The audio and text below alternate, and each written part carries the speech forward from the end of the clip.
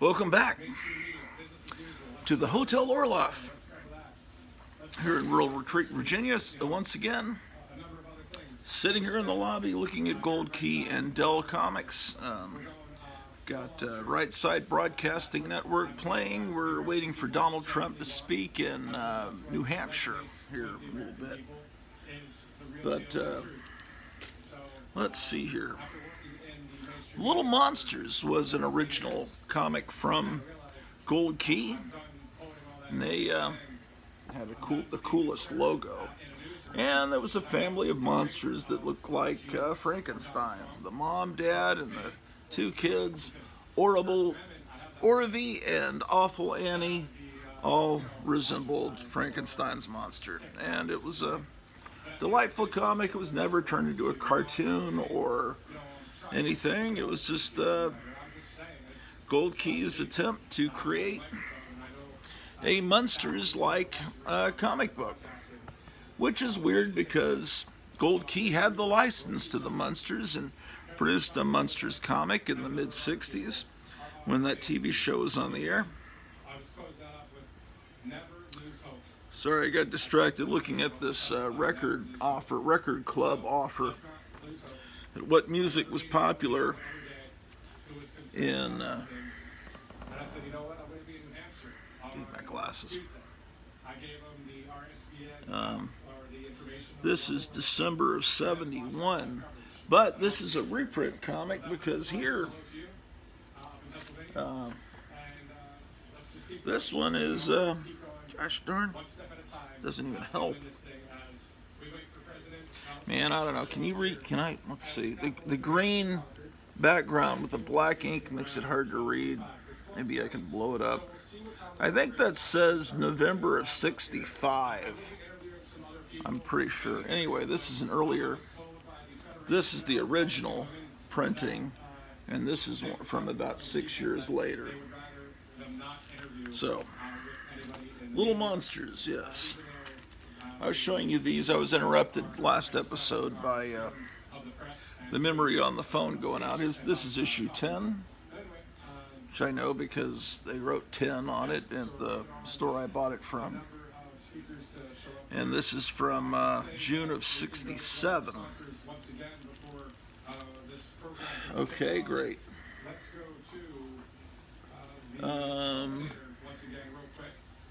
This one is from June of '72. So this is more than likely a reprint of 1960 stuff. Man, it's rough getting old. I have to keep putting these stupid Dollar Tree glasses on. Yeah, I think this is a reprint from 1966. Anyway, as I was showing you last episode, they live in a castle, and the whole family looks like Frankenstein.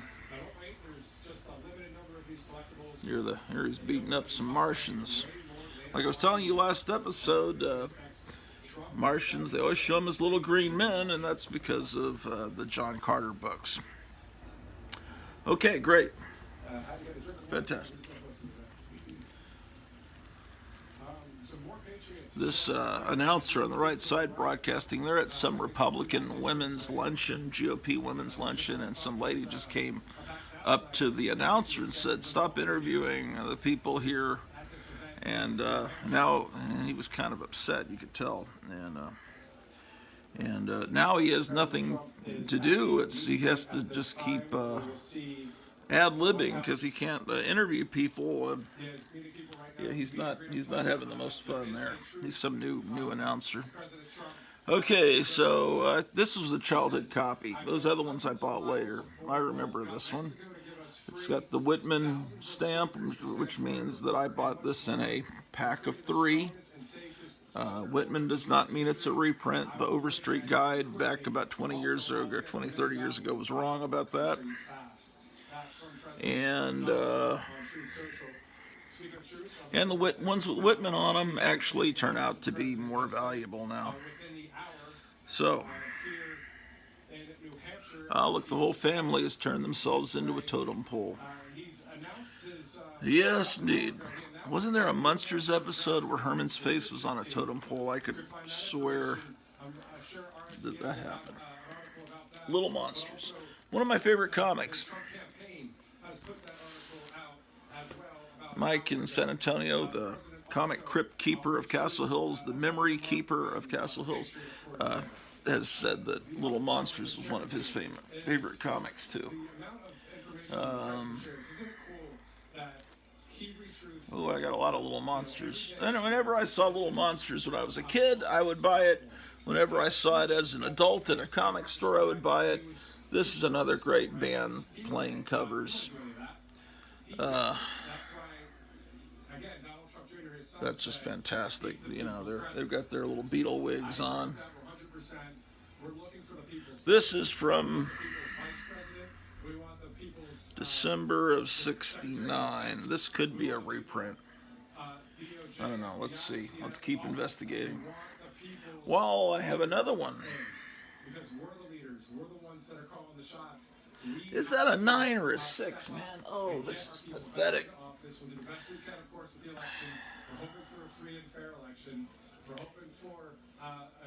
No, that's a 0 and a 12. Both of this is from December of 1970. Both of these issues. Okay, fantastic. Oh, I've got 3 copies of that issue. Because how can you ever leave something like this behind in a comic store? And I really, what happened is I didn't really remember what issues I have. Well, I guess I have 4 copies. Because this is everything I love. Rock and roll, monsters, all that is wonderful in life.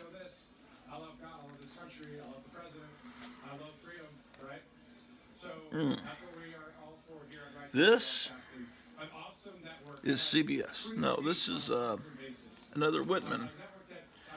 I was looking at it because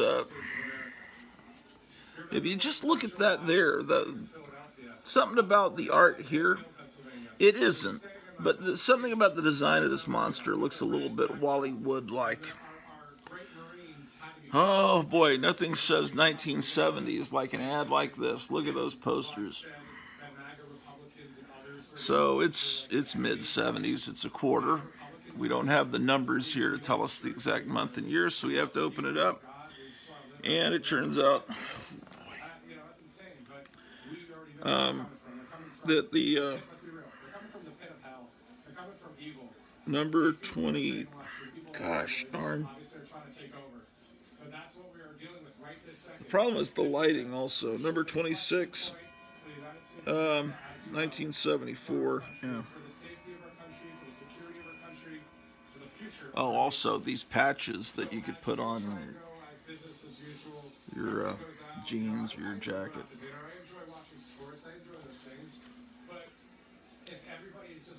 Yeah. You can get a Flash Gordon one. Yeah, oh, this is a ceiling poster. How about that? All right. Amazing. Incredible. It's something about the eyes and the line work there. It looks a little Wally Wood-like. Reminds me of Wits End, something I'd see in the magazine Wits End.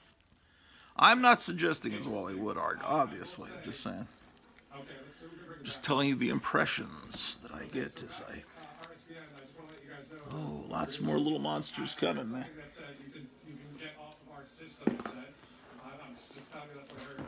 I'm not sure. I'm not going to say it's the IFB system that we just tried to use, but somebody literally just came in and said something in my ear, and that's the only thing that I have open right now. So if I hear it again, I'm just going to... Oh, okay. This is June of 1976, and they've reprinted that cover from earlier. They did a lot of reprinting of these. And here's another copy of that reprint from Whitman.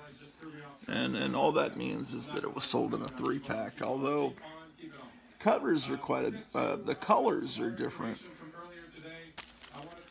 That could just happen as the print run goes through the colors. Could also happen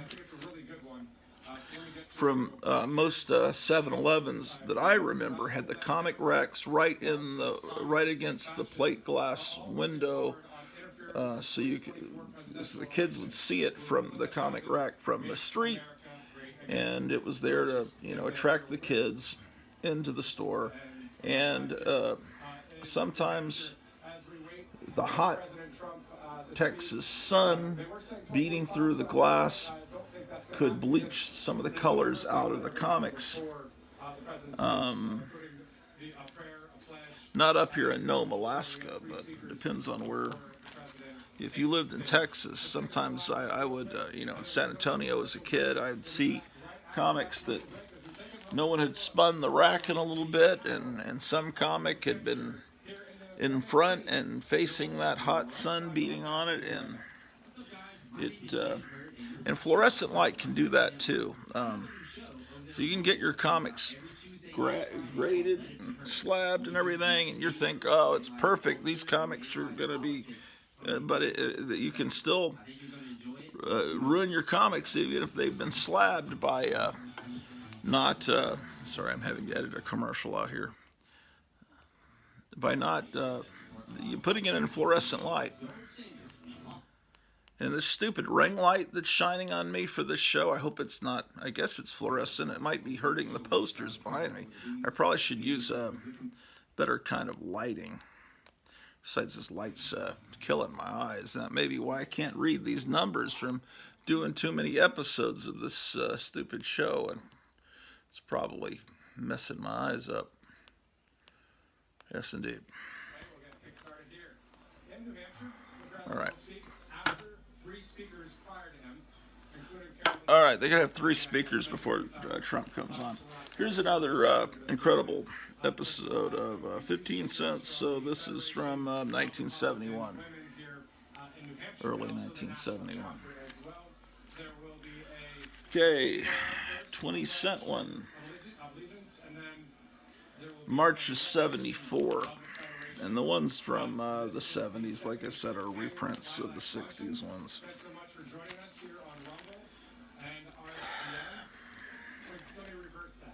I wonder if these people reviving Gold Key, if they just got the rights only to the name Gold Key and the logo, the corner logo, or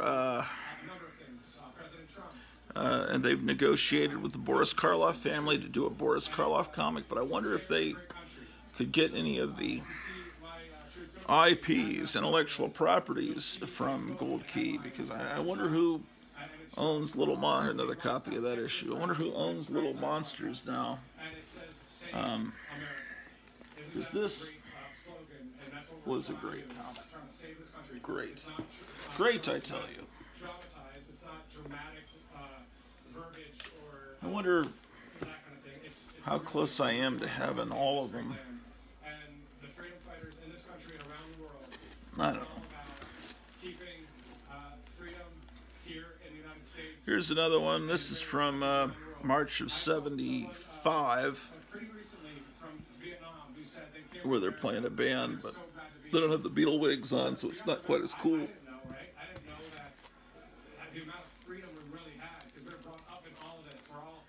Another copy of the same issue. Little Monsters, just December of 1975.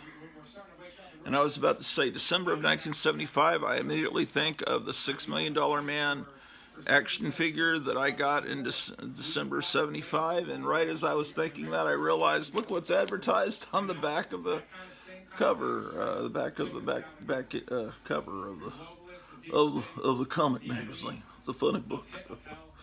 That's the guy, man. He was Steve Austin, man. Later, a wrestler named himself after him. Another, here's a Whitman variant of Little Monsters, number 27. I wonder how many, I'd have to look at how many actual issues there really were before they started reprinting it. Ah, here we go. December. See, that's the thing. If I don't keep looking at these, I'll wind up buying the December 75 issue a third time. And there's no point in doing that when there's so many comics you don't have to keep buying duplicates and triplicates and quadruplicates. Here's number 32. And it's a Whitman, so I don't know what year and month I could open it up, but I don't want to. And the last little monsters I have, this is from August of 76. And by August of 76, we had settled in Texas. I was about to go into 6th grade, and that was kind of the end of the world, actually. I bet there's a UPC. No, that's like one of the last times a comic didn't have a UPC code. It's like, what caused everything to go bad in the late 70s? There were several factors that we don't need to go into. We've gone into them before. Here's the Little People. This is a Dell comic, 10-cent Dell comic. It's it says number 809. That doesn't mean there were never 809 Little People comics. It's a 4-color, very confusing, but Dell put out a comic called 4-color, and they put it out about 3 times a month, and and they would have different things each month. One month it could be an adaptation of Leave It to Beaver. The next month it could be Dick Tracy. I mean, not next month, the next week. It was basically almost like a weekly comic, almost weekly, and so it would come out three times a month, I think, and it just. So it's one of those confusing things for comic collectors. Although today's modern comics have made it impossibly confusing with all their variant covers and all their starting numberings over and over again. So anyway, this used to be one of the confusing things. 4-color was confusing, and Classics Illustrated with all their printings, that was maybe confusing to people, but most people didn't collect Classics Illustrated or the Dell 4-color, so it really wasn't a factor for people that were into collecting superheroes, because Marvel and DC never were that confusing, really, and now they are. Here's a Dell Lone Ranger number 23. Based on the radio show, so it's before the TV series when you see the Lone Ranger wearing a red shirt, or it's off model from what we know now. Now, the way we view the Lone Ranger now, hold on.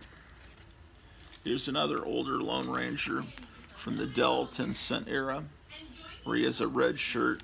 But once the TV series started in the 50s, actually it might have started late 40s, this is how the Lone Ranger is in our minds now. We imagine, immediately you think of the Lone Ranger with a light blue shirt, or really all blue.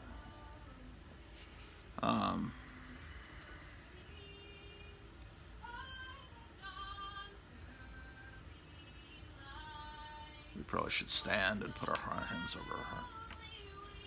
She's not a very good singer.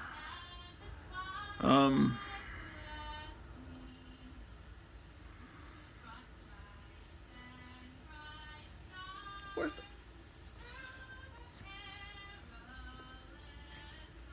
Gosh darn it. Where did my glasses go?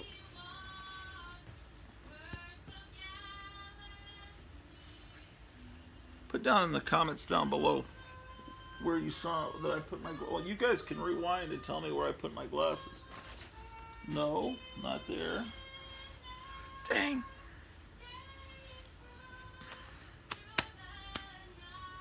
They've disappeared. February 1953. Anyway, TV show was on the air by then.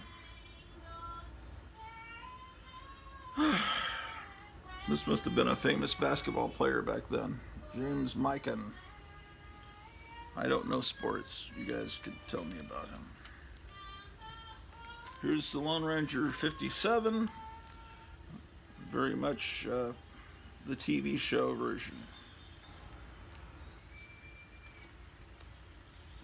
Lone Ranger 49. I was buying these for $5, maybe less than that, at Duncanville Books in Dallas. There's still a bunch of them there for $5. These, I guess, aren't very valuable, and they would sit there and no one would buy them even for that price. This is a thick Lone Ranger comic. 38. I think if you went back in time a couple of decades, they would have been able to sell for more, but most of the people that were into the Lone Ranger, I hate to say it, but they're just not around anymore. This is a more recent Lone Ranger from July of '76. It's hard to believe it's been that long since the bicentennial, but this is Gold Key. Again, Dell and Gold Key split apart in 1962, and this has got one of those beautiful painted covers from Gold Key. Here's a Whitman variant Lone Ranger comic, sold in a 3-pack.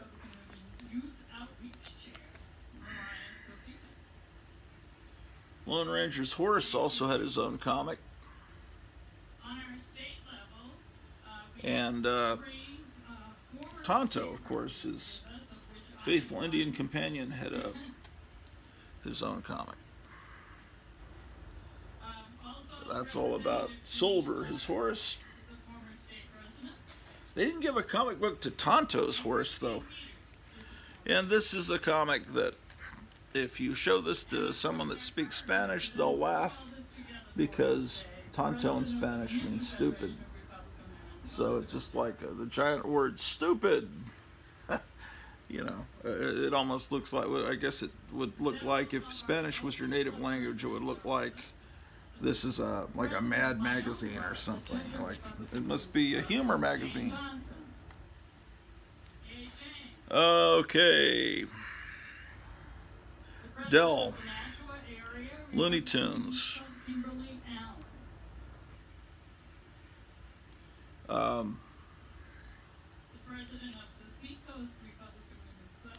I don't get the...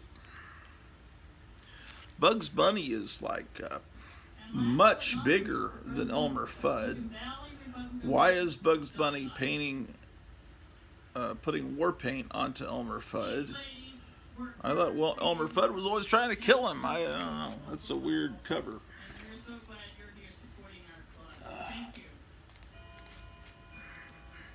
And these books, I would find these at an antique mall back in Arlington, Texas. They were selling for $5 each. And I'm thinking, how is a book from the early 50s $5? But they were, and they would sit there and they wouldn't sell for that price. It's like, what? This is a weird one. This book, it's like it's miscut.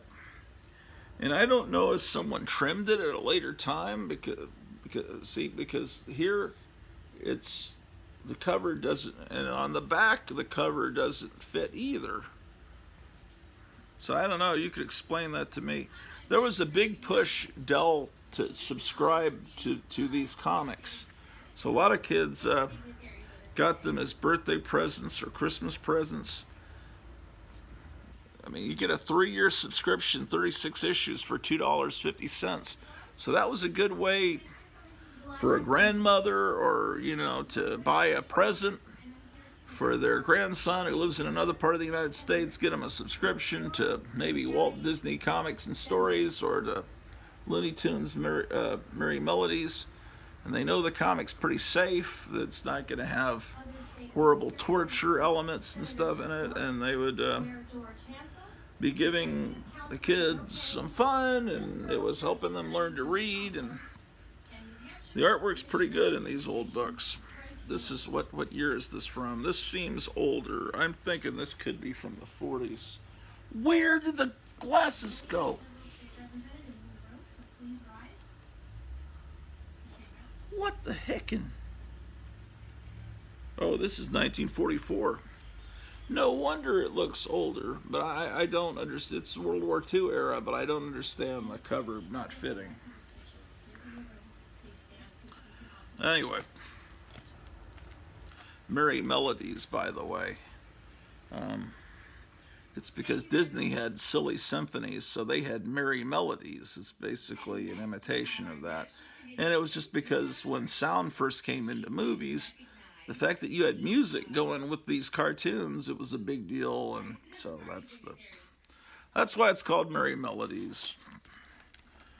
But yeah, buddy, Looney Tunes.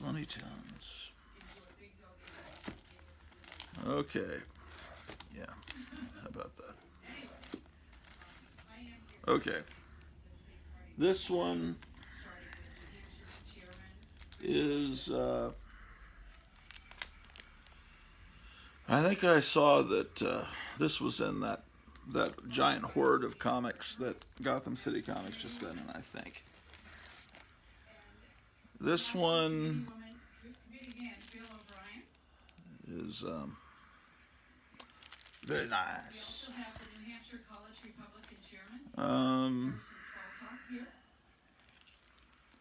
Another Dell. Of course, it was the Warner Brothers characters went to Gold Key when Dell and Gold Key split. This is introducing Sam the Clam, so this is a key issue. You're going to have to seek out this. It's the first appearance of Sam the Clam, and probably the last appearance. I'd never heard of him before. Yes, indeed. This is from February of 1978. It's got a UPC code, hideous. Late 70s, Gold Key was already in the downhill slide. This, I would recommend you seek this movie out. And by the way, that one I showed you 3 episodes ago, Around the World Under the Sea, I looked that up and reminded myself what that movie was, and that was Lloyd Bridges, and that was Shirley Eaton from Goldfinger, and David McCallum in that.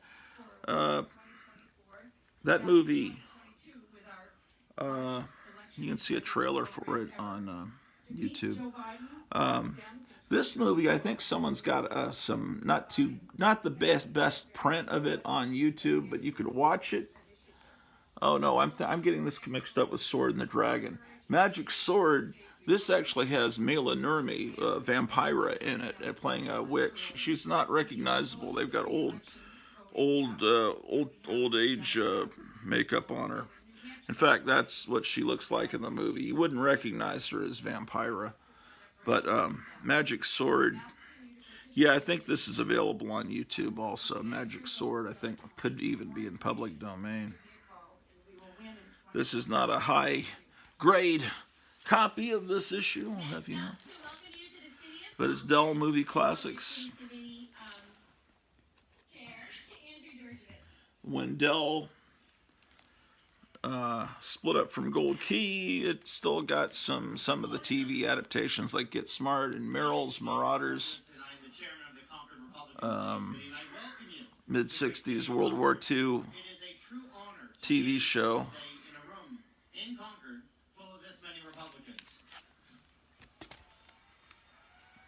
Oh, here's the great. This is from July of '63. The Mighty Hercules. Remember, there was that comic cartoon studio Translux, and they had Felix the Cat, new Felix the Cat cartoons in the late '50s, and they had this Mighty Hercules cartoon. Johnny Nash did the theme song. Johnny Nash is probably the first reggae singer you ever heard, because you all heard on the radio, if you're my age, in the early 70s, I Can See Clearly Now, the rain is gone. And that was actually a reggae song, and you just didn't know it. And then, but I imagine there were cool people that knew about reggae before that, but not 6, 7-year-olds. Anyway, Mighty Hercules. He was really just drawn very much looking like the Wayne Boring Superman. Welcome, everyone. I think. I'm Eileen Sobjack. I'm the National And Federation of Republican Women President, and it is a pleasure. this is October of '73. Look at this sold-out crowd. See, the price had just changed to 12 cents. It was still a recent thing. And I am honored to be in the company of President. So they still have now only 12 cents. And Being here today for your strength. like I was telling you last episode, the reason it's when they went from 10 cents to 12 cents, it doesn't seem like it makes sense. Let's say now only 12 cents, but I think it's because they went to 15 cents for a minute and then went back down to 12 cents. So they could say, hey, like I was telling you that last episode, it's a little psychological technique. Dell got the Mighty Heroes, which is I enjoyed that series. It was Ralph Bakshi, and there wasn't many times that Ralph Bakshi did something original. Usually he was doing redos of Mighty Mouse, or he was doing bad adaptations, of R. Crumb, with Fritz the Cat, or he was doing Lord of the Rings, or he was doing, I think the second season of Spider-Man he was heavily involved in, and he was always doing other people's stuff, but he actually, he or his team created these characters, and that was probably the high point of his actual creativity, as far as I know. Can't think of anything else he actually created out of whole cloth. I'm not disparaging the man. I'm just saying, usually, like he did the movie Wizards, which I enjoyed as a kid, although I thought, but it was a pastiche of Cheech Wizard, and it had a little bit of Lord of the Rings in it. It had, what else was in it? A lot of Cheech Wizard was in it. It was just a lot of, you can see what he's taking from to make something kind of new. Okay, Mighty Samson, number 4. This was a comic after, obviously there's the Statue of Liberty he's on. It's post-apocalyptic. It's not a Bible comic. I always joke that it's a Bible comic, but it isn't. This is from 1965. December of 65. These Vikings are shooting cannonballs, and he's batting them while standing on the forehead of the Statue of Liberty. How could you not buy that comic book? The reason I didn't buy it is I was just learning to walk, because I was born in April and that came out in December of that year. Or was I even learning to walk? When do you learn to walk? Maybe I don't know what I was doing at that time. This is a beat up copy of this issue, trashed.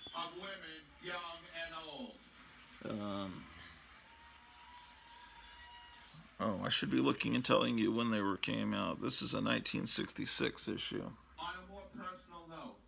Beautiful, beautiful, beautiful. I think they're on top of the Empire State Building. Isn't that what it looks like to you, with a little porthole there? I have to reread this comic.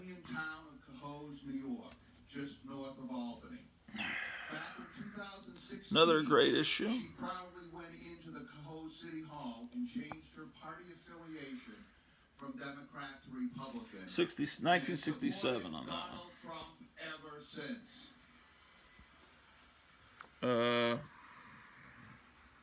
Samson pits his muscles against the sinister satellites and the monster from space.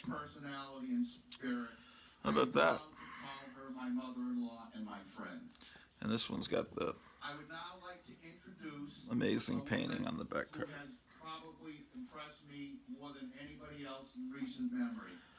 All right, some of these, reason I haven't bagged and boarded them is that they're wider. They're golden age width. I have several copies of that issue, don't I?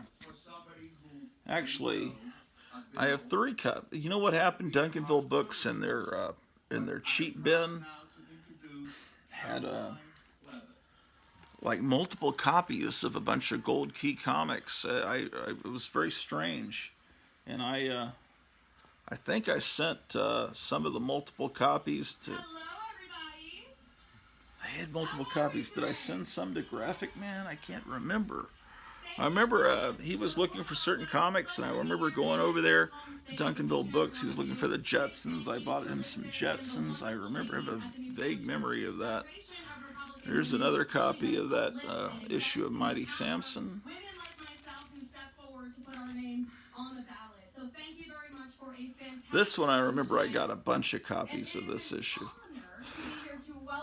Man, I gotta get these bagged and boarded.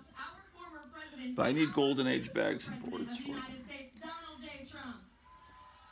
Here's another one. Love that monster. And another one.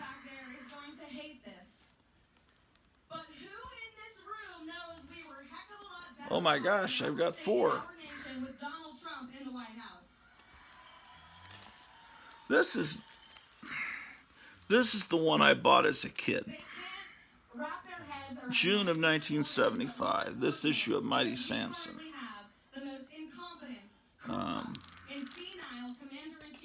That was a childhood copy. The others, this is a beat up copy I found somewhere for like a quarter from September of 75.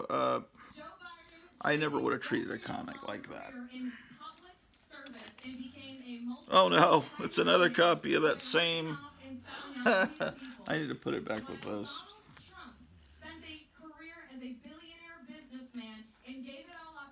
My goodness gracious.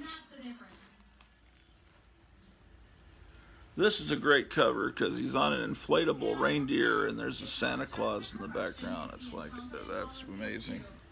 Strange and furious battle explodes in the skies of New York.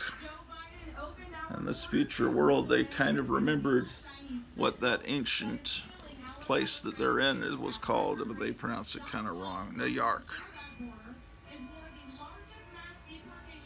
Oh, look at this. Clanky for president. What is the story on this? Comics collectors, get your 1972 first edition copy. Clanky for president. He's geared for the job. Oh, this is December of 75. They're selling this as a collector's item because it came from way back in 1972. Clanky for president.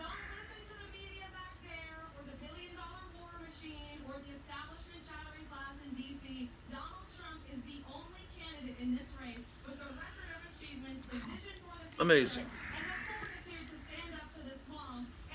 Where are we at? 38 minutes in. Oh, this is a childhood copy, and I think it's a reprint from the 60s, but it's the one I bought as a kid. Millie the Lovable Monster, and it's Bill Wagon that created Katie Keene doing this for Dell, and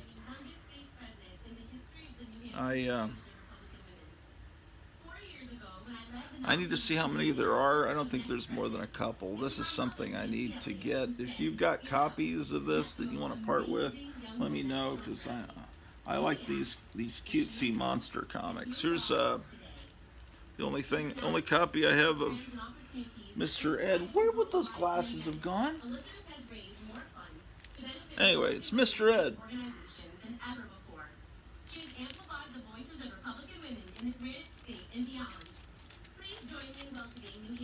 That's See, Dell got the license to the Mod Squad. Yeah, Peggy Lipton was beautiful. She was later on Twin Peaks, right? And I think she married. Who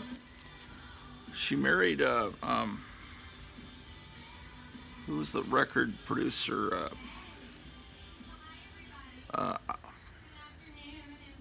Isaac Hayes, right? I think she married Isaac Hayes. All right, we're into the Munsters. I don't have a complete run of the Munsters. I wish I did. This is the Munsters. It's July of '65. The Munsters was on the air from '64 to '66. So the Munsters was on the air when this came out. Sometimes these comics based on TV properties, they kept them going years after the show went off the air because they were still in reruns in a lot of cases. Not Dark Shadows. They kept Dark Shadows going long after it was gone, and they didn't bring it back in syndication until the late '70s. I remember they had Dark Shadows, and it came back, and they were playing it like at 6:30 at night in Texas. October. This is October of '65.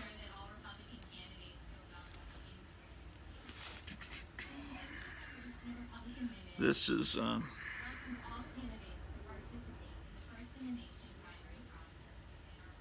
I think that says April of '67.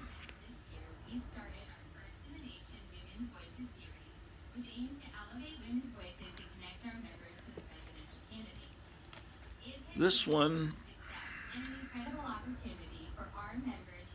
April of '60. Does that say April of '65? It does. Right, so this is my birth month. But it wouldn't have been on sale on the Rex when I was born, because comics marked April of '65. What would have been on sale on the Spinner Rex when I was born would have been comics from dated. They would have been June of '65, right? Yeah. This would have been on the Rex. This would have been coming off the Rex before I was born. Comics were always dated 2 months ahead. Sometimes it's confusing. This is 1967. 67, Munsters was off the air.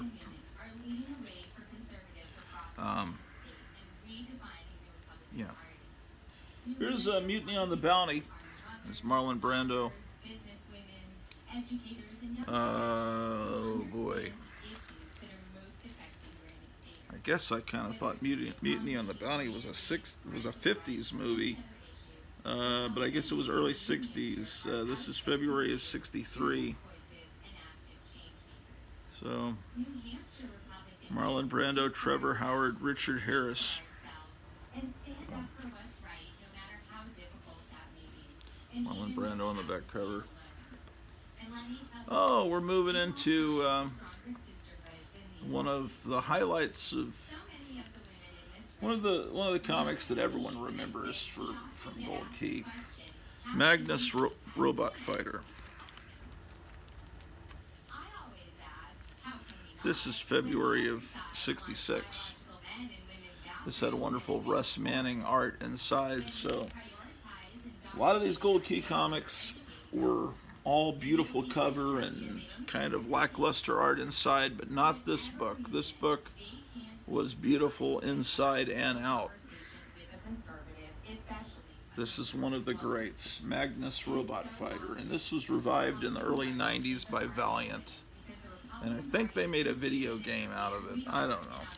What do I know? This is issue 18 from 1967. I think it's a reprint of the first issue. I think that's the painting that was on the cover of the first issue. I could be wrong. They did a lot of reprints of this. Wait. No, I'm wrong. Forget what I said. It's just a magnificent cover. This is 11 of 66, November 66. This one is from May of, I think this is 68, but this one reprints the first issue. And it says, by popular demand, the origin of Magnus, collectors reprint the very first story of Magnus, Robot Fighter. By this point, they were aware that there were comic collectors and not just little kids that bought these and then they were thrown away. Because they're putting, you know, special collector's edition and by popular demand. It's back then, origin stories were the big thing. You know, that's now people say, oh, it's key because it had the first appearance of this or that. But back then, the main thing was you got to get the origin story and know how that character came to be or why they're doing what they're doing. And so they were reprinting that issue, and they were expecting this to sell to collectors. Marvel and DC, especially Marvel, were like putting on their covers, you know, special collector's editions, like buy this issue, and appealing to collectors because they were aware that there were people collecting comics and paying $100 for the first appearance of Superman or Batman, you know, and it was in the news. And because, you know, when the Batman TV show came on the air in '66, people started doing articles about, hey, there's whole networks of people out there that actually collect these old comics, and your old comics in the attic might be worth something to these people. And look, someone paid $50 for the first appearance of Captain Marvel, and blah blah blah. You know, that's how it all kind of started, and how it became more known by mainstream people, normal people.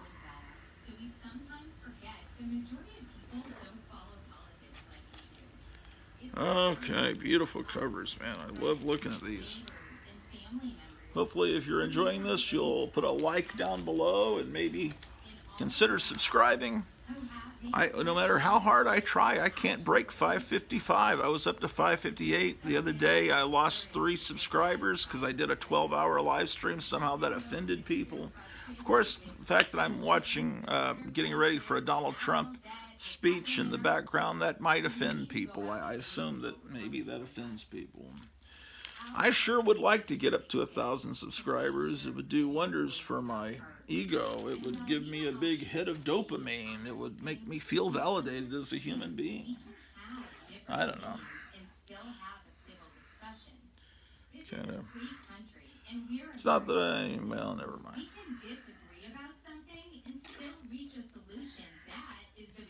Okay. This is one I remember buying as a kid. I think I know I bought this as a kid. This is May of 76, but it's a reprint. I don't know why it's not bagged. I can't explain it. You see, the art is very beautiful. It looks very much like the art of Steve Rude, Russ Manning's art. I'm sure that Russ Manning was a big influence on Steve Rude.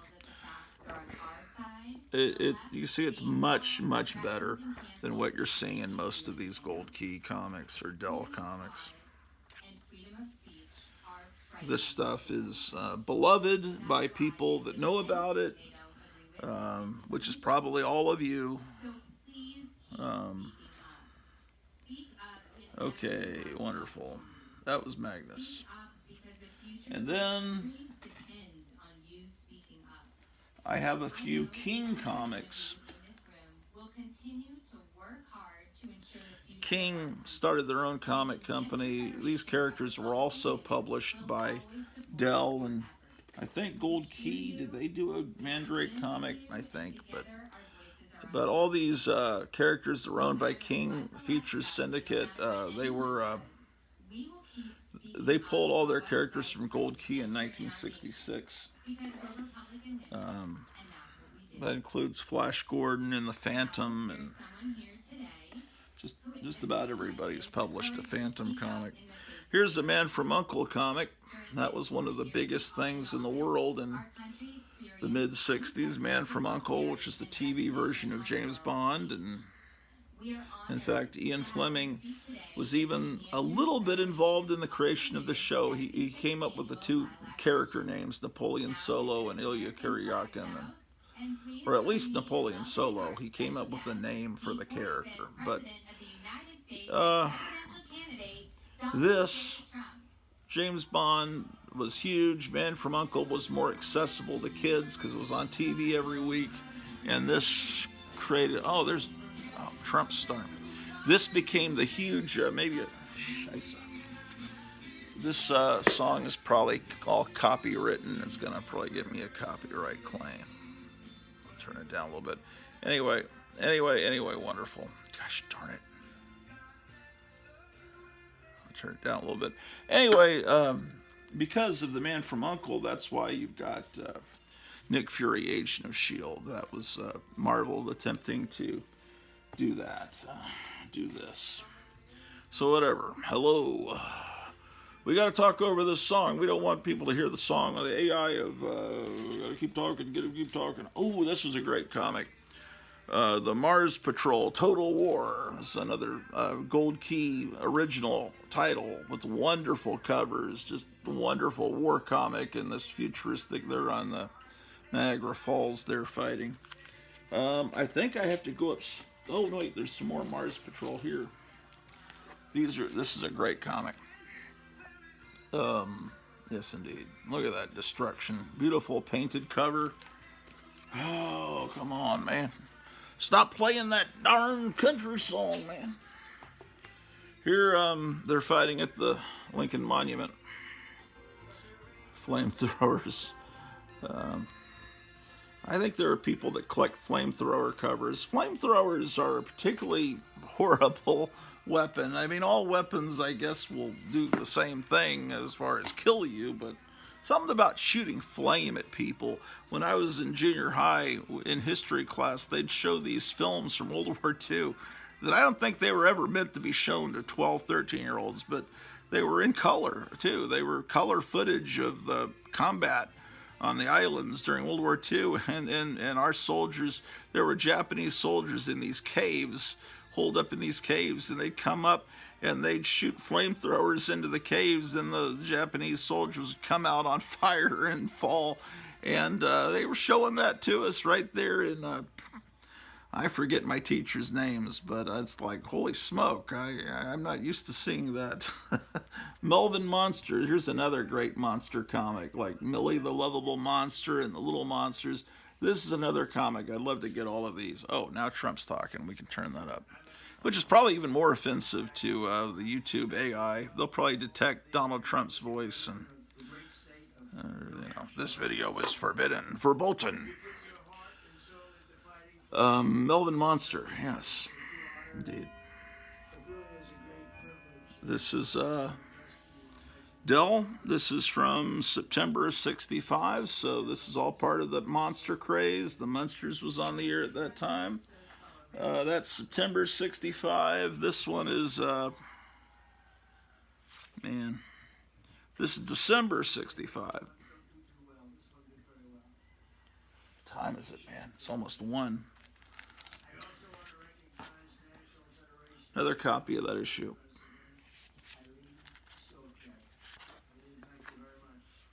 And so I really only have 3 of them. This one's July of '66. I like his father. This artwork's just tremendous. Melvin the Monster. Melvin Monster, not the Monster. Here's new Terry Tunes. I probably should have this filed with the other Heckle and Jekyll comic. Well, didn't I show that last episode? Yeah. See, Heckle and Jekyll from Pines, and then Gold Key got it. Technically, the title of this book is New Terry Tunes, but there was some other new Terry Tunes that were Deputy Dog, and I filed those under D for Deputy. So I really should file this with the other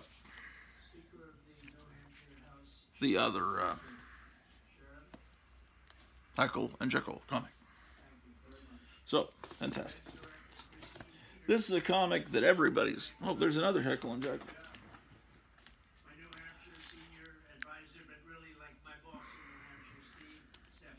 And another Heckle and Jekyll.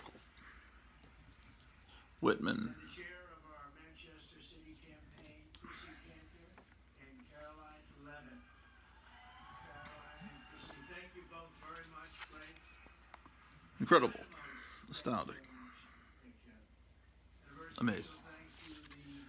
Okay, this next one, everyone's got this comic.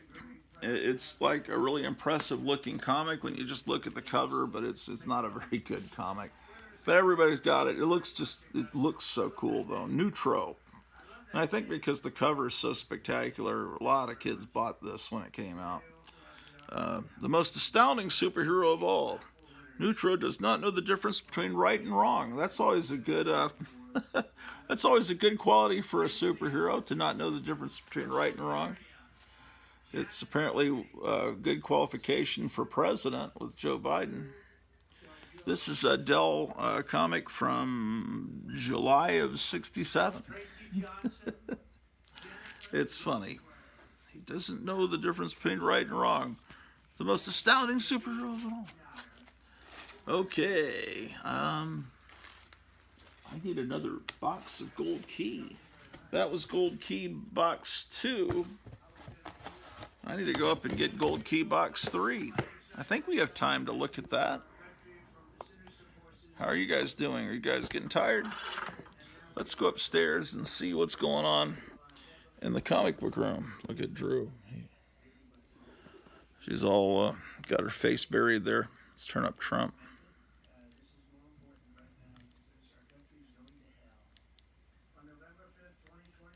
Turn up. Stand up to the Marxists and communists, fascists and globalists. We're going to evict crooked Joe Biden. He is crooked as hell. You know, I took the name away from Hillary.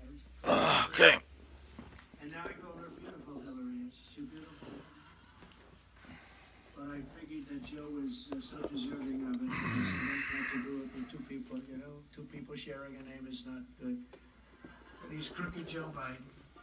We're going to finish what we started, and we will make America great again, greater than ever before. We're going to do that.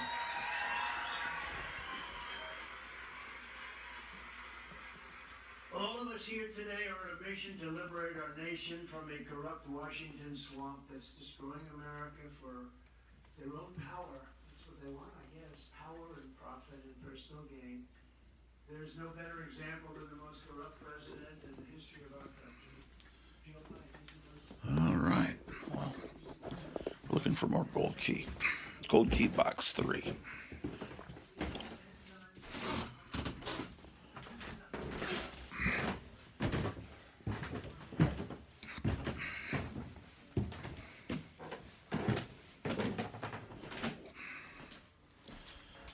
Okay.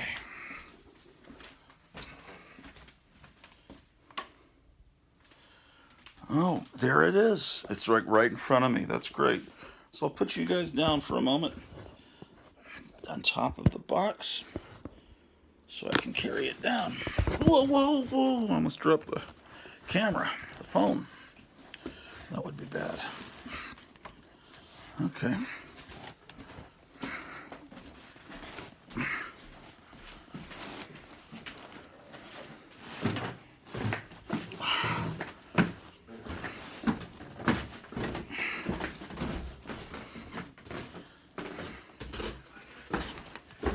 So we're up to N. So next thing we'll probably see is the Outer Limits from Dell and Pink Panther. What else? We'll get the Turok Son of Stone when we get to the T's. Okay. What the hell is going on? And the fake news doesn't want to talk about it. Within 10 days, the Biden... I know why Drew has her face covered, because of this ring light. That obnoxious light is, she's covering her eyes from it. Okay. Okay. Box 3. What are we going to have? Oh, I was right. First thing we see is the Outer Limits from Dell. That's one of the few painted covers from Dell, but Dell tended to have more muted colors. More often, Dell comics would have line drawing. Although that's a spectacular cover, it's just the competition. Once Gold Key split away, they were doing painted covers. This is an original comic from Western Publishing or Gold Key. It looks like a Hanna-Barbera Saturday morning cartoon, Pauline Peril. Obviously a play on the perils of Pauline, the movie serial going back to the silent movie days, but this is a character they created, maybe with the hope someone would turn it into a cartoon and pay them a fee or something, but it does look very much like this is a cartoon adaptation. It just wasn't. Okay, here's King Comics, The Phantom.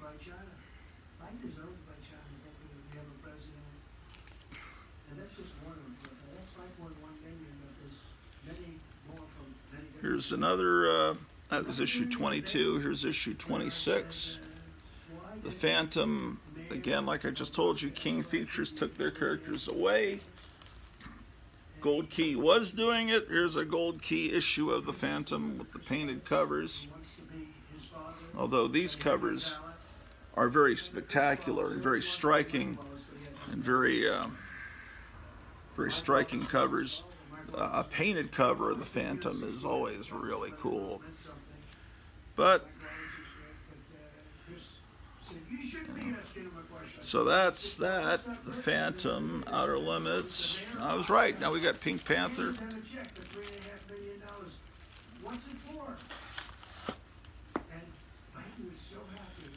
This is a childhood copy. I bought this when I was a kid. This obviously came from a 3-pack. This one came from a spinner rack, another childhood copy of the Pink Panther. I don't have a lot of Pink Panthers. In fact, that's all my Pink Panthers. I don't know why I don't have more. I can't account for it.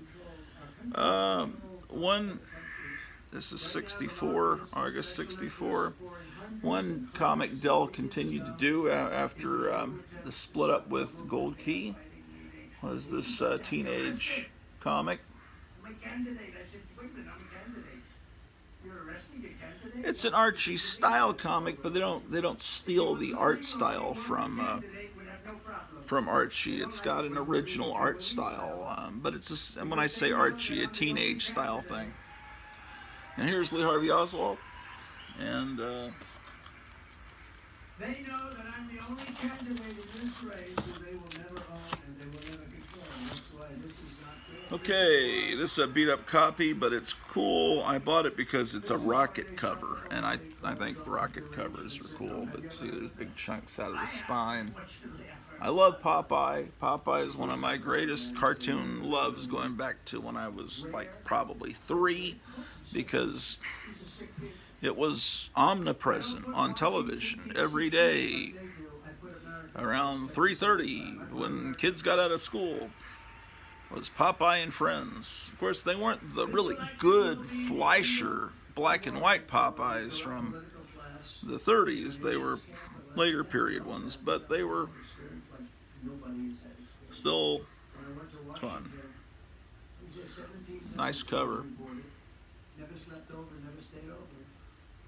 Look at Popeye as a skeleton. You don't see that very often in the fantasy of this vulture. The art's pretty good in this. This is later 1970s, 35-cent era.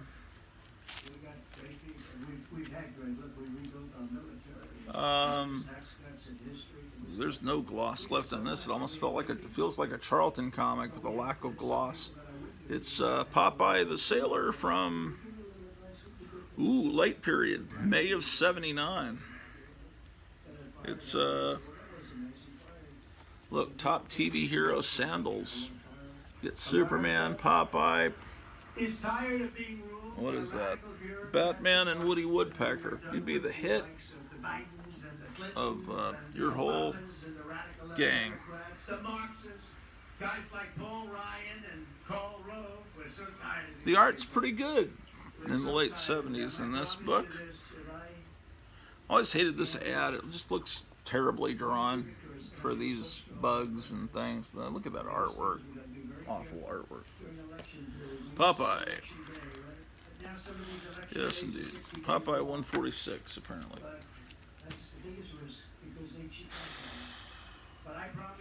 Oh, okay. So King pulled... Popeye was done by Dell.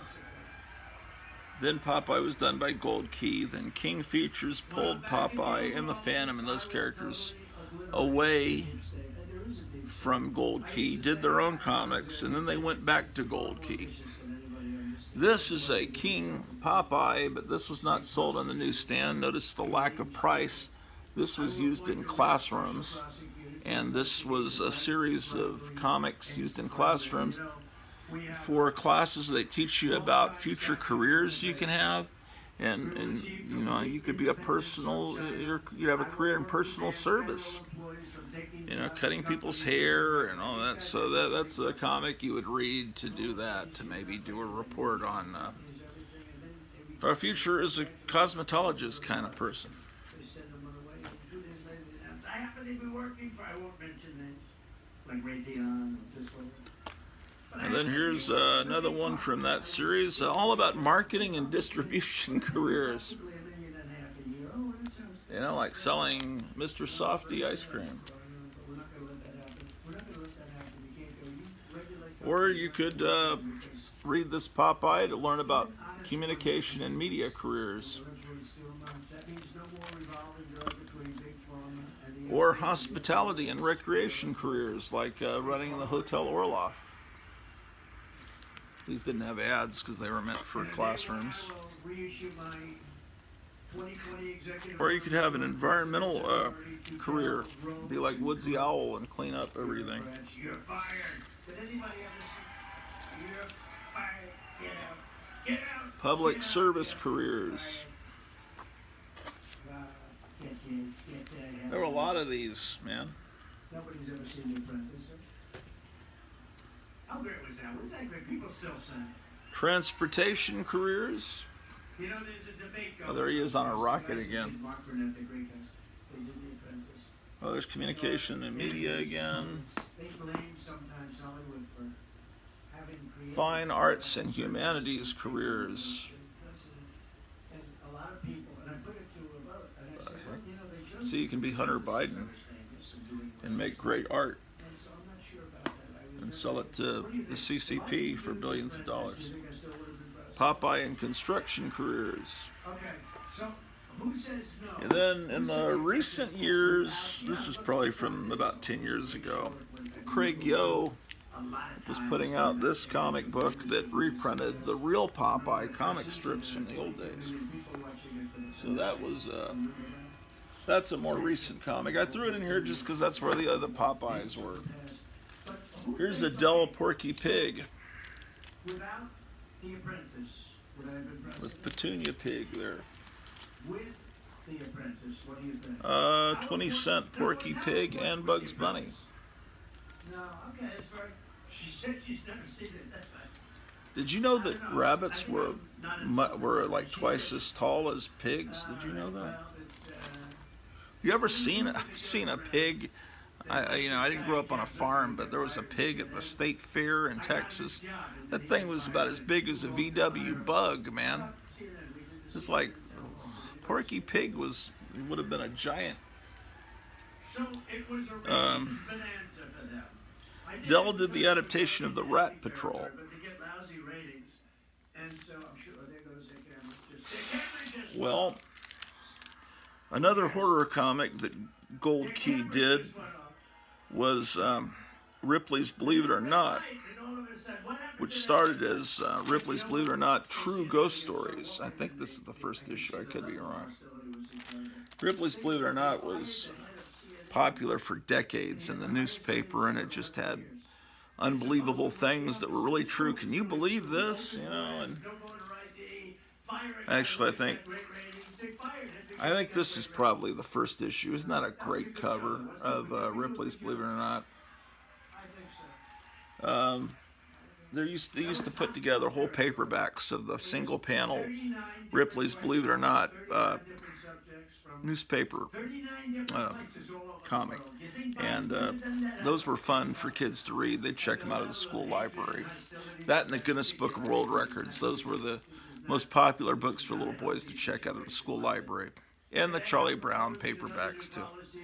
Here's another Ripley's Believe It or Not, True Demons and Monsters. Now the real Ripley's Believe It or Not comic strip actually was about real things that, really, but this is all about, fantastic monster ghost stories. And now there's a series of museums, Ripley's Believe It or Not series of museums. There was one back in Arlington. I kept wanting to take Cleo, my wife Cleo, to it, and we just never got to, because they had a Frankenstein, life-size Frankenstein and Creature from the Black Lagoon you could take your picture with. This is a childhood copy. I bought this when I was a kid in October of '73. Ooh, some nice artwork. Some of these might be true.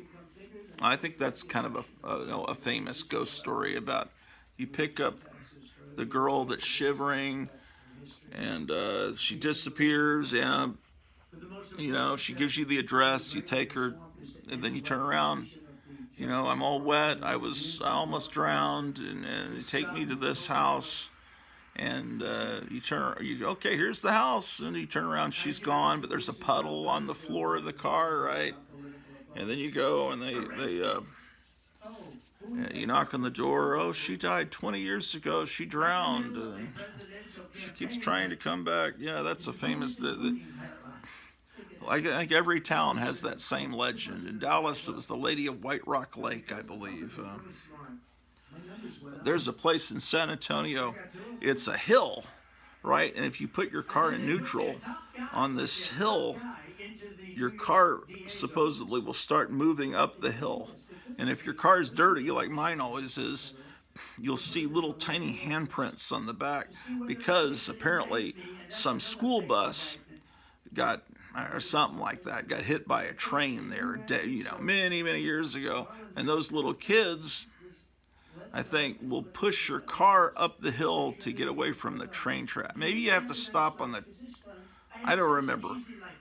I bet Mike, Crypt Keeper of Castle Hills, will be able to fill us in on that legend, because he's been in San Antonio a good majority of his life.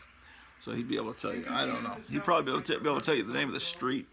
Or you could YouTube, you could look it up on YouTube like everything else, man. This is also a childhood copy. I remember this one. This is July of '76. Probably the rest of these are going to be copies I bought as a kid. Gold Key was usually the comics you bought because you had, everything else on the rack wasn't interesting, or you already had it. They were usually not first choices. Just because the art inside, you knew it was going to be kind of lackluster. Unless you found a Star Trek comic, that would have been a first choice. Or or a Magnus comic, or Little Monsters, that could have been a first choice. Here's Beep Beep the Roadrunner. I would just look. Oh wait, I had some of these Beep Beep the Roadrunner. I got to put these back in box one, because remember the other day I said I put my Roadrunners under B for Beep Beep. So I got to put what in the name of heck is this? It's a cover, but only a cover for a spooky comic. I don't know why this is even in here. I never, what? Oh, it was attached to this. It was stuck to that. It was whoever I bought that from. This came with it. Yeesh. Oh, a Santa Claus comic. Santa Claus Funnies from Dell. They did these Santa Claus comics every year.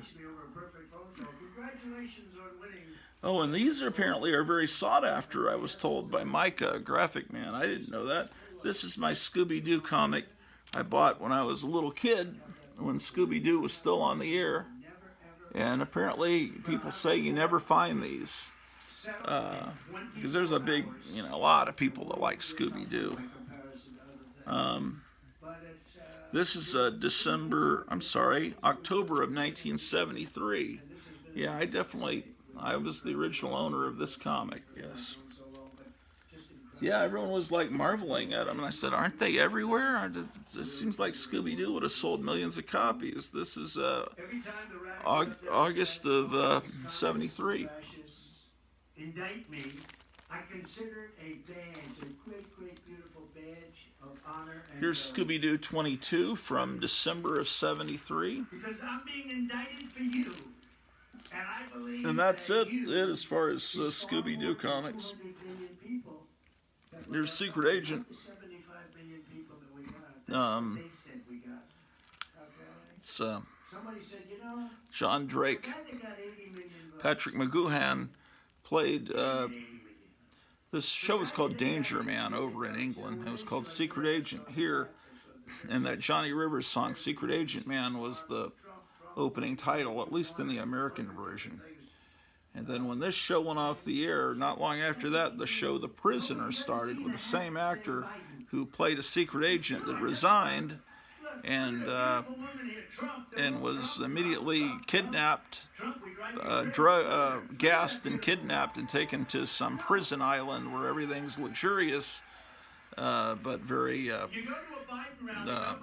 sinister and mysterious. And anyway, so that was a wonderful series. And some people say, I bet that was the same character. I bet that was John Drake. It was like a sequel to the other show, and you could look at it that way. Although I think Patrick McGoohan said no, it really wasn't. But come on, if you take Sean Connery and you put him in a movie as a secret agent, right after he made the James Bond movies, you'd say, oh, it's really James Bond with a different name. Because it's played, it seems like the same character. Anyway, doesn't matter. Smokey the Bear. Man, he's just trying to put out the fire, and some guy's trying to shoot at Smokey the Bear. He must want that fire to keep going. I really don't think I've seen one. Maybe, you know what? Snagglepuss. I've been seeing a lot of Target covers lately, looking at all those westerns. Maybe you could fill a whole wall with Target covers.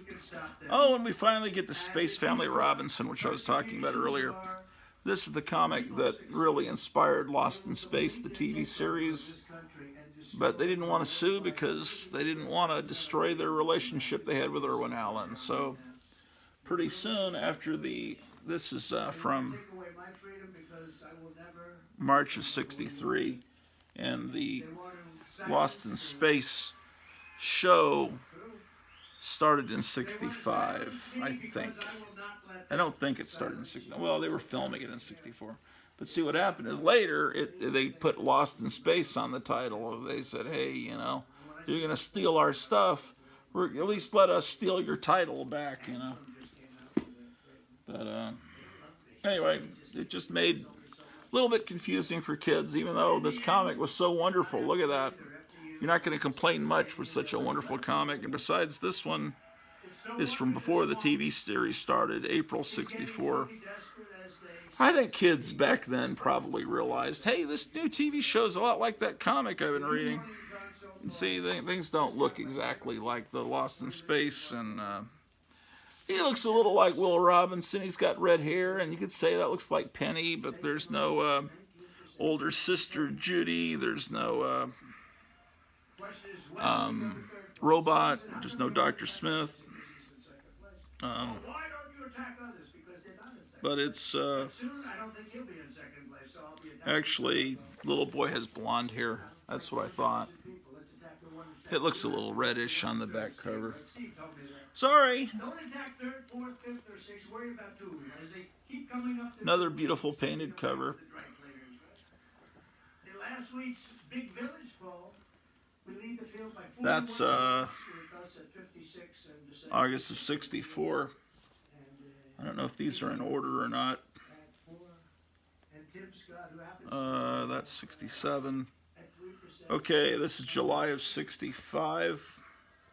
Probably the TV show, I'm guessing, TV shows used to start in September, the new fall episodes.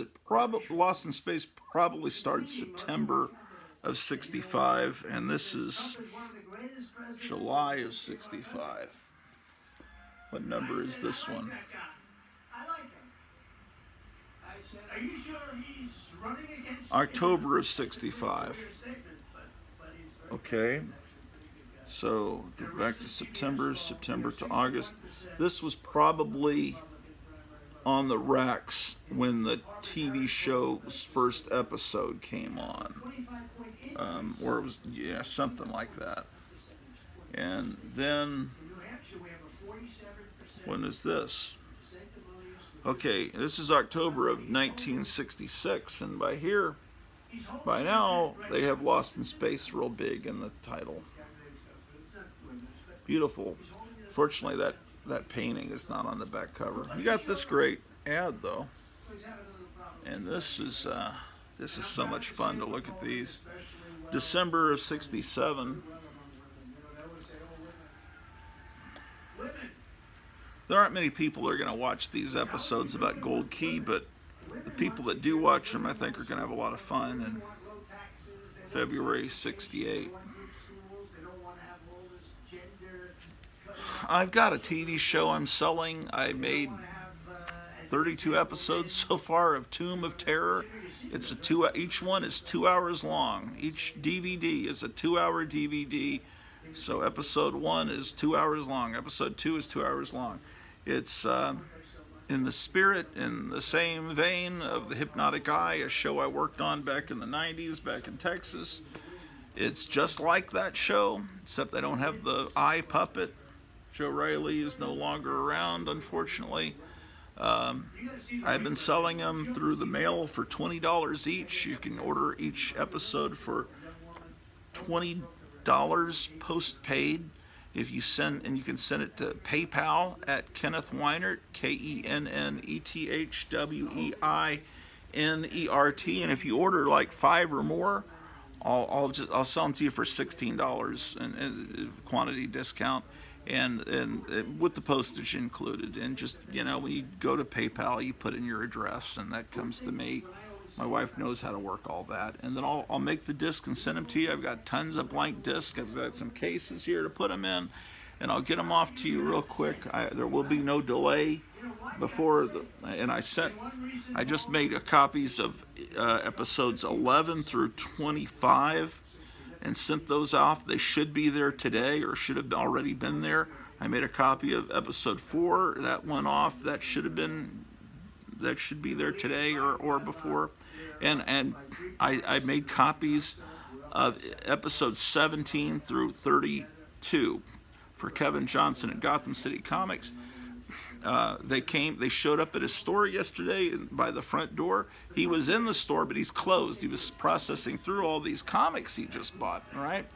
So, unbeknownst to him, the box was stolen. And this guy calls him later and says, and it looked up his address.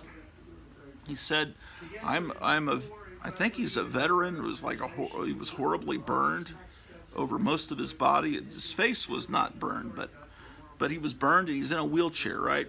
And he sees some guy steal the box of my Tomb of Terror from... and so he has an electric wheelchair that probably goes pretty fast. So he follows this guy, and then the guy, I guess, had already opened the box and determined, this is nothing I can sell this is nothing I can sell for crack. This is just a bunch of burned DVD-Rs. And so he'd open the box, but he was using the box to put his crack pipe and his crack equipment in there, I guess, with the disc. And this guy, the burn victim, the veteran, I guess, chases the guy down, and eventually the guy just drops the box, which had nothing of value to him, in there behind a liquor store. So the guy takes the box, goes back, and researches the, where the box came from, gets the phone number, sees the store is closed. He calls him up and says, hey, I've got this box. I just rescued it from some crackhead that had stolen it. And he says, I'll bring it to your store. So this guy shows up in his wheelchair and says, here's the stuff. And Kevin said, hey, I'd like to, reward you. You want some free comics? But he said he was thinking that. He's saying, I don't think this guy would like that because, it diminishes his good deed. But he was just a really nice guy. He rescued. The problem is, I move here away from crime, but I still have crime affect me when I send things off to other places. Anyway, everything was safe. All the episodes were still there. It was just, it's unbelievable. And the guy said, yeah, I was burned badly. He said, here, feel me right here. And so Kevin, tapped him there, and it was like real hard. And he said, wait. He explained that they had grafted shark skin on his abdomen. They had tried skin from different animals, like from a pig. They tried it from what else? A cadaver. And then they decided they put shark skin on him. Apparently that's tough. And he's got this. I didn't know that they put shark skin on people. What kind of mad scientists? Well, we know what kind of mad scientists we've got. But, if it works, I guess it works. But anyway, this guy, I don't know if he was a veteran or how he got burned. But anyway, this really cool disabled guy rescued all the discs I'd sent. Yeah, he told me that last night. I couldn't believe it. This is the first one I got as a kid in July of '74. Yeah, order some of those episodes. I think you'll have fun, and it'll really help me out right now. It'll really help me out. Like, really, man. I've got this food addiction. Every day I have to eat. It's a weird addiction, and I have to drink water or some kind of liquid every day. This is also one, it's like the worst addiction you can imagine, being addicted to food and water. And air, I'm addicted to that too, but that's kind of free. This is October of 1974. So I'm in 4th grade reading this, trying to figure out. This isn't like the show I'm watching on TV, because in San Antonio, they put Star Trek on at 4 o'clock every day. You come home from school, you get settled, you watch Star Trek, and then they'd cycle through all 72, however many episodes they made of Star Trek, and then they'd put on Lost in Space for a couple of months. And then they'd cycle through that, then they'd go back to Star Trek. That 4 o'clock slot alternated between Star Trek and Lost in Space. And there's some kids preferred Star Trek and Lost in Space. I love both of them. I knew Star Trek was better. But I was the same age as Will Robinson. I liked a lot of Lost in Space was cool. Dr. Smith drove me crazy. I hated that guy, but I guess you're supposed to. I don't know. But anyway, the robot was great, Star Trek was clearly a better show, Of course, there were some people on the playground that thought Lost in Space was better, and of course they were wrong. But it's just one of those things, What do you prefer? Okay, then it got. This is later period. This is from July of '81, very end of July of '81. But you know why it doesn't have a UPC code? At this point, by '81, I think the only way you could get Gold Key comics was in 3-packs. They didn't sell them individually anymore. So you've got the Whitman logo, and they don't bother with the UPC code, even though all other comics had it at that time. They didn't need it. Oh, and wait, this is out of order. This is January of '74. It's got the fun catalog, because this would have been on sale before Christmas, and it's got all the toys. I need to put this a little bit further back. What time is it, man? It's 1:30. Oh boy, 1:30 p.m. in the afternoon, ladies and gentlemen. People thought me on that. I said, no, we're keeping New Hampshire right where it is. That's where you want. Gosh darn it. I would have had a hard time receiving it. Okay, what else we got here? What year is this? Ooh, this is the very end of Gold Key's run. I don't think Gold Key went past 83. This is May of 82. And see, there's no UPC code. No painted cover either, which is unfortunate. Are they shooting whipped cream at him? Oh, they're shooting milk at him. Oh well. This was a cool comic. Probably a reprint. Spaceman from Dell. Isn't that a beautiful cover? Man, I got to an hour and 30 minutes. How is that even possible? That's a great comic. I don't know if it has great value. It just looks good on a comic wall. I'm thinking this is a reprint. Yeah, it says 1960. Maybe it isn't. What do I know, man?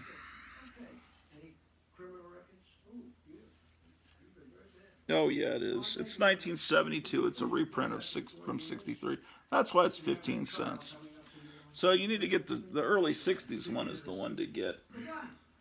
Had pictures in the family album of my older brothers, and my brother Mike has, I think, this issue of Space Mouse. And I always saw those old black and white pictures from, this is 4-color 1132 from 1960, and I was 5 years before I was born. So I just thought, I wish I had that comic. I wish he'd saved that comic. So now I have the comic, Space Mouse, Walter Lantz. There was apparently some cartoon, one cartoon that had Space Mouse, but he didn't look like that. This is really a character, basically, that was never really done in cartoons. I mean, I think there was one with a Space Mouse, but he didn't look like that, didn't have a spaceship like that. I mean, if there was one, we would, it would be a big deal. Yeah, it was more of a cartoon, comic book. Oh, I got another copy of the same one. I just got to get some Golden Age bags and boards. Maybe I can order them from Amazon or some billion-dollar evil conglomerate. This is from February of 63. Beautiful cover.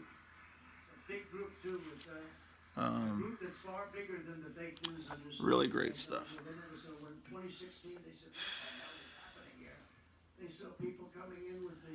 And another one, I don't know how many of these there were offhand, the Magnetic Menace.